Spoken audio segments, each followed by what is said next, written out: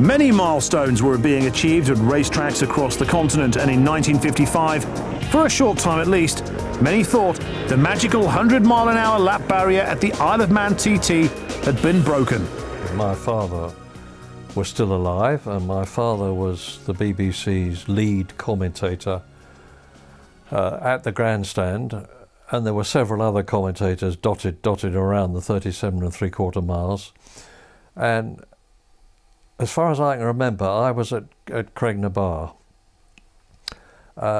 So I wasn't able, as my father was, to be aware of everything that was happening around the course, because he had a producer with him, and the producer was deciding when to go to this place or to go to that place, because in those days the riders weren't seeded as they are now. You get the best ones at the front now.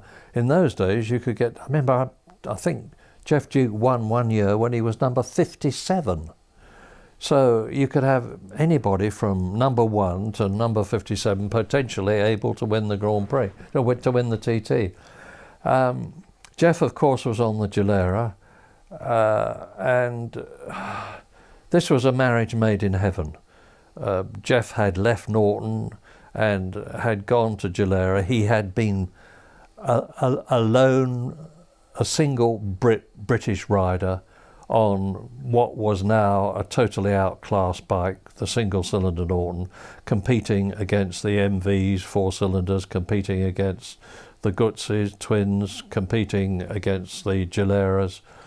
And the TT was, at that time, so important in motorcycle racing that it was more important than all the rest of them put together.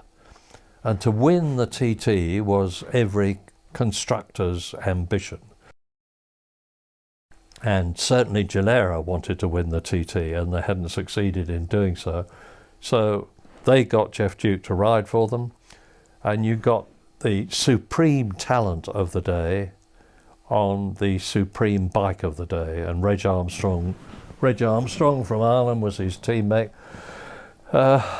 I can remember actually walking through the paddock at the weigh-in behind the Gilera mechanics, pushing Geoff Duke's Gilera.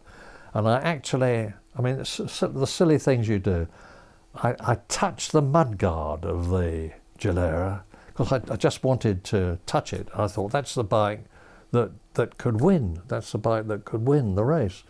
Well, Geoff rode absolutely brilliantly, and then I listened on the headphones to my father waxing lyrically about the fact that it's happened, at last it's happened, the 100-mile-an-hour lap at the TT, and Geoff Duke has done it on the Gilera, boom, boom, boom. And I remember being very, very excited because Geoff Duke was and still is a friend of mine, and I felt that he was getting the just reward from having made the move from Norton to Gilera, which he delayed for a long time. I mean, Geoff Duke riding against people like Umberto Massetti on the continent,